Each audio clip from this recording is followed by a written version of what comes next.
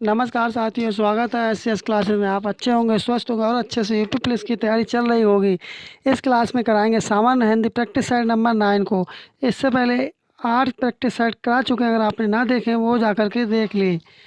Class को पूरा देखें, कहीं से भी थोड़ा सा भी स्किप ना करें। बढ़ते हैं अपने प्रश्नों की तरफ। पहला प्रश्न अपना है कि इनमें से कौन सा शब्द एकल का तद्भव शब्द है? क्या बताना है? एकल का तद्भव क्या होगा? बताएं जल्दी से, एकल का तद्भव क्या होगा? तब एकल का तद्भव क्या होगा? वह होगा अकेल। ऑप्शन बी वाला इसका करेक्ट आंसर हो जाएगा। बढ़ते हैं अपने नेक्स्ट क्वेश्चन की तरफ।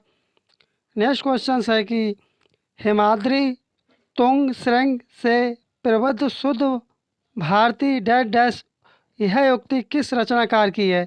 क्या बताना है? ये जो युक्ति है किस रचनाकार की है? तब ये किसकी है? ये जो है जयशंकर प्रसाद जी की है। ऑप्शन ए वाला इसका करेक्ट आंसर होगा। बढ़ते हैं अगले प्रश्न की तरफ। अगला प्रश्न है कि रौद्र रस का स्थायी भाव बताना है। क्या चीज़? स्थायी भाव बताना है। रौद्र का स्थायी भाव क्या होता है? बताएं। तब इसका क्या होगा? रौद्र का जो स्थायी भाव होता है वह जो होता है क्रोध होता है। क्या होता है? क्रोध। इसलिए इसका कौन सा ठीक हो जाएगा? इसका तब ठीक हो जाएगा ऑप्शन बी वाला, इसका करेक्ट आंसर होगा। बढ़ते हैं अगले प्रश्न की तरफ। अगला प्रश्न है कि शांत रस का स्थायी भाव बताना है। शांत रस का स्थायी भाव क्या होता है? शांत रस का जो स्थायी भाव क्या होगा? वह जो होगा निर्वेद। क्या होगा? सी वाला इसका करेक्ट आंसर हो जाएगा। Next question. अगला प्रश्न है कि कौन सा विशेषण नहीं है? काला नहीं है, तुम नहीं है, शांत नहीं है, आगामी नहीं है। तो कौन सा विशेषण नहीं होगा? तब भाई कौन सा विशेषण नहीं होगा? भाई तुम विशेषण नहीं होगा। इसलिए कौन सा ठीक हो जाएगा? बी वाला इसका ऑप्शन करेक्ट हो जाएगा। साथियों, आपको क्लास कैसी लग रही कमेंट करें, और आपका कोई सजेशन या फीडबैक हो कमेंट करें। अगला प्रश्न है कि रोगी के लिए दवा लाइए, इस वाक्य में कौन सा कारक है? संबंध कारक है, अपादान कारक है, अधिकरण कारक है, संप्रदान कारक है। तब इसमें कौन सा कारक है? तब जो इसमें जो कारक है वह आपका होगा संप्रदान कारक। कौन सा होगा? संप्रदान। इसलिए कौन सा ठीक हो जाएगा? डी वाला आपका करेक्ट आंसर हो जाएगा। बढ़ते हैं नेक्स्ट क्वेश्चन की तरफ। नेक्स्ट क्वेश्चन है कि कौन सा शब्द शुद्ध है? क्या बताना है? कौन सा शब्द शुद्ध है? दीर्घायु, दीर्घायु, दीर्घायु, दीर्घायु, दीर्घायु। तब कौन सा इसमें शुद्ध वाक्य होगा? तब वह कौन सा होगा? वह आपका होगा दीर्घायु। क्या चीज़? दीर्घायु। आपका डी वाला इसका सही आंसर होगा। आपने इसका क्या जवाब दिया कमेंट करें। साथियों, आपने चैनल को सब्सक्राइब ना किया, चैनल को सब्सक्राइब कर दें, वीडियो को लाइक कर दें और अपने दोस्तों में भी शेयर करें। कौन सा शब्द कौशल का पर्यायवाची नहीं? किसका? कौशल का पर्यायवाची नहीं है। योग्यता, कला, हुनर या कपाल। तब कौन सा होगा? भाई आपका होगा कपाल। कपाल होगा। कपाल कौन से ऑप्शन में है? ऑप्शन आपके डी वाले ऑप्शन में कपाल शब्द दिया रखा है, इसलिए डी वाला आपका करेक्ट आंसर होगा। बढ़ते हैं अगले प्रश्न की तरफ।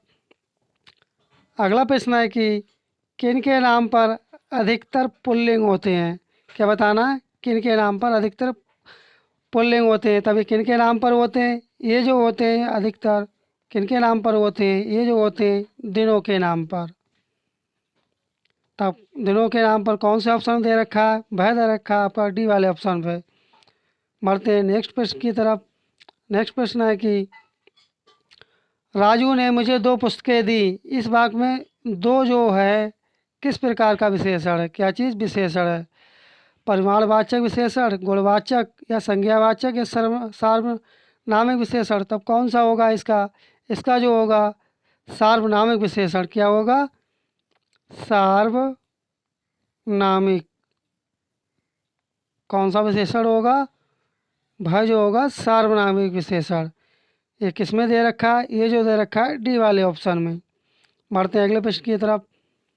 अगला प्रश्न है कि जो तिमिर शब्द दे रखा है, कौन सा शब्द? तिमिर शब्द दे रखा है, इसका विलोम बताना। किसका? तिमिर का विलोम बताना है। तब तिमिर का विलोम क्या होता है? तब जो इसका विलोम होता है वह जो होता है वह आलोक होता है। ऑप्शन डी वाला इसका करेक्ट आंसर होगा। बढ़ते हैं अगले प्रश्न की तरफ। अगला प्रश्न है कि शुक्र करना, क्या चीज़? शुक्र करना का मुहावरे का अर्थ बताना है। तब इसका अर्थ क्या होगा? तब जो इसका अर्थ होगा वह होगा एहसान मानना। क्या चीज़? एहसान मानना। तब कौन से वाले ऑप्शन में है? ये जो है ए वाले ऑप्शन में है। बढ़ते हैं नेक्स्ट प्रश्न की तरफ। अगला प्रश्न है कि विस्मय, किसका? विस्मय का स्थायी भाव बताना है। तो विस्मय का स्थायी भाव क्या होता है? वह जो होता है विस्मय का स्थायी भाव क्या होगा? वह जो होगा अद्भुत। क्या होगा? अद्भुत होगा। साथियों, आपको क्लास कैसी लग रही कमेंट करें, और क्लास अच्छी लग रही चैनल को सब्सक्राइब करें और वीडियो को लाइक कर दें। अगला प्रश्न है कि नया 9 दिन पुराना 100 दिन, क्या चीज़? नया 9 दिन पुराना 100 दिन। इस लौकिक का क्या बताना? अर्थ बताना है। तब इसका अर्थ क्या होगा? तब इसका जो अर्थ होगा पुरानी चीज़ें ज़्यादा दिन चलती हैं। ऑप्शन ए वाला इसका करेक्ट आंसर हो जाएगा। अगला प्रश्न है कि ईश्वर, क्या चीज़? ईश्वर को ना मानने वाला व्यक्ति के लिए एक शब्द क्या कहेंगे? तो उसे क्या कहेंगे? जो नहीं मानने वाला, तब उसे क्या कहेंगे? उसे कहेंगे नास्तिक। क्या कहेंगे? नास्तिक। नास्तिक देखते हैं किस ऑप्शन में दे रखा है। वह दे रखा है आपका डी वाले ऑप्शन में। बढ़ते हैं अगले प्रश्न की तरफ। अगला प्रश्न है कि बारिश हो रही थी, इस वाक्य में क्रिया का क्या बताना है? काल बताना है। कौन सी क्रिया का काल का बोध हो रहा है? तब कौन सी क्रिया का बोध हो रहा है? वह जो हो रहा है अपूर्ण भूत का। किसका? अपूर्ण भूत का। अपूर्ण भूत देखते हैं कौन से ऑप्शन में दे रखा है। वह आपका दे रखा है सी वाले ऑप्शन में। बढ़ते हैं अगले प्रश्न की तरफ। अगला प्रश्न है कि इनमें से कौन सा वाक्य शुद्ध है? क्या चीज़ शुद्ध है? कौन सा वाक्य शुद्ध है? तब वह कौन सा वाक्य शुद्ध है? वह है क्या दीवार बहुत ऊंची है। ऑप्शन ए वाला इसका करेक्ट आंसर होगा। आपने इसका क्या जवाब दिया कमेंट करें, और आपने कितने प्रश्नों के सही जवाब दिए कमेंट बॉक्स में बताएं। कौन सा शब्द भाल का पर्यायवाची शब्द नहीं? किसका? भाल का पर्यायवाची शब्द नहीं है। तो कौन है जो भाल का पर्यायवाची शब्द नहीं है? वह जो नहीं है गेंद। गेंद एक ऐसा शब्द है जो कि भाल का पर्यायवाची नहीं है। बकाया तीनों भाल के पर्यायवाची हैं। किस ऑप्शन में दे रखा है? सी वाले ऑप्शन में। बढ़ते हैं अगले प्रश्न की तरफ। अगला प्रश्न है कि रहमन पानी राखिए बिन पानी सब सून, पानी गए ना उबरे मोती मानुष चून। इन पंक्तियों में पानी अभिव्यक्ति में कौन सा अलंकार है? क्या पूछा गया है? पानी अभिव्यक्ति में कौन सा अलंकार है? तब इसमें कौन सा अलंकार होगा? तब इसमें जो अलंकार होगा वह अलंकार होगा सलेश अलंकार होगा। कौन सा ठीक हो जाएगा? ऑप्शन डी वाला इसका करेक्ट आंसर होगा। अगला प्रश्न है कि संज्ञा के जिस रूप से पुरुषत्व या स्त्रीत्व का बोध होता है उसे क्या कहते हैं? तब उसे क्या कहते हैं? तब उसे कहते हैं लिंग। क्या कहेंगे? लिंग। लिंग शब्द देखते हैं किस ऑप्शन में दे रखा है। वह दे रखा है आपका सी वाले में। सी ऑप्शन इसका करेक्ट आंसर होगा। बढ़ते हैं अगले प्रश्न की तरफ। अगला प्रश्न है दैत्यवाद के प्रवर्तक आचार्य कौन माने जाते हैं? तब इसके कौन आचार्य माने जाते हैं? तब इसके जो आचार्य माने जाते हैं निम्बार्क माने जाते हैं। कौन? निम्बार्क जी माने जाते हैं। निम्बार्क देखते हैं किस ऑप्शन में दे रखा है। वह आपका दे रखा है ए वाले ऑप्शन में। बढ़ते हैं अगले प्रश्न की तरफ। अगला प्रश्न है कौन सा शब्द सूर्य का पर्यायवाची नहीं है? किसका? सूर्य का पर्यायवाची नहीं है। तो कौन सा शब्द है जो सूर्य का पर्यायवाची नहीं है? मारुति भी है, कृषाणु भी है, हुतासन भी, लेकिन आपका जो आदित्य दे रखा है, क्या चीज़? आदित्य दे रखा है, ये सूर्य का पर्यायवाची नहीं है। किस ऑप्शन में है? डी वाले ऑप्शन में है। बढ़ते हैं अगले प्रश्न की तरफ। अगला प्रश्न है कि उपदेश, क्या चीज़? उपदेश शब्द में कौन सा उपसर्ग है? क्या बताना है? उपदेश शब्द में कौन सा उपसर्ग है? 7 तो है नहीं, 10 भी है नहीं, उफ है। ऑप्शन सी वाला आपका करेक्ट आंसर होगा। क्या हो जाएगा? उफ। बढ़ते हैं अगले प्रश्न की तरफ। अगला प्रश्न है कि अतएव शब्द का संधि विच्छेद क्या होगा? किसका? अतएव का संधि विच्छेद क्या होगा? तब जो इसका संधि विच्छेद होगा, अतः प्लस एव। ये किस ऑप्शन में दे रखा है? ये दे रखा है आपका ए वाले ऑप्शन में। साथियों, मैं बताना चाहूँगा आपको कि यूपी पुलिस 2024 में जो प्रश्न आए थे उन्हीं का ये प्रैक्टिस सेट आपको कराया जा रहा है। और आपने कितने प्रश्नों का सही जवाब दिया कमेंट करें, और आपको क्लास कैसी लगी कमेंट करें, और आपने वीडियो को लाइक ना किया हो वीडियो को लाइक कर दें। बढ़ते हैं अगले प्रश्न की तरफ। अगला प्रश्न है कि सही वर्तनी वाला शब्द कौन सा होगा? क्या चीज़? सही वर्तनी वाला शब्द कौन सा होगा? तब कौन सा सही वर्तनी वाला शब्द होगा? भाई आपका होगा मंगलाचरण। कौन सा होगा? मंगलाचरण। मंगलाचरण देखना है कि कौन सा ऑप्शन दे रखा है। ये आपका दे रखा है बी वाले ऑप्शन में। बढ़ते हैं अगले प्रश्न की तरफ। अगला प्रश्न है कि 3 बेर खाती थी वे 3 बेर खाती हैं में कौन सा अलंकार होगा? क्या बताना? कौन सा अलंकार होगा? तब इसमें कौन सा अलंकार होगा?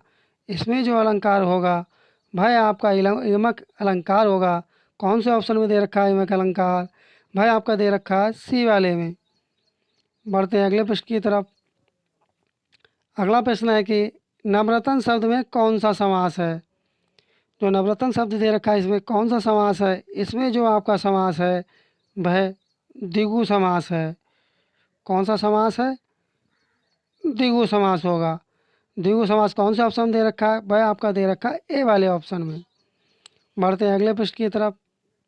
अगला प्रश्न है कि इनमें से संख्या वाचक विशेषण से संबंधित कौन है? क्या बताना? कौन संबंधित है? तब वह कौन संबंधित है? तब वह आपका होगा 4 कुर्सियाँ। क्या चीज़? 4 कुर्सियाँ। किस ऑप्शन में दे रखा है? ये आपका दे रखा है डी वाले में। बढ़ते हैं अगले प्रश्न की तरफ। अगला प्रश्न है कि आपका वैवाहिक जीवन सुखद हो, यह किस प्रकार का वाक्य है? क्या बताना है? ये किस प्रकार का वाक्य है? जो ये वाक्य है वह इच्छावाचक वाक्य है। ऑप्शन डी वाला इसका सही आंसर होगा। अगला प्रश्न है इनमें से कृत्रिम शब्द का विलोम कौन सा है? किसका? कृत्रिम का विलोम कौन सा है? कृत्रिम का विलोम क्या होता है? कृत्रिम का विलोम होता है प्राकृतिक। तो अब आपको बताना कि प्राकृतिक किस ऑप्शन में दे रखा है? वह दे रखा है आपका डी वाले ऑप्शन में। डी वाला आपका सही आंसर होगा। अगला प्रश्न है कि हिंदी वर्तनी का मानकीकरण किस वर्ष प्रकाशित हुआ था? तब ये किस वर्ष प्रकाशित हुआ था हिंदी का मानकीकरण? तब वह हुआ था आपका 1967 वर्ष में। 1967 में हुआ। 1967 कौन से ऑप्शन में है? वह आपका ए वाले ऑप्शन में है। बढ़ते हैं अगले प्रश्न की तरफ। अगला प्रश्न है कि जिसका अनुभव किया गया हो के लिए एक शब्द होगा। तब इसके लिए एक शब्द क्या होगा? तब इसके लिए जो एक शब्द होगा वह होगा अनुभूत।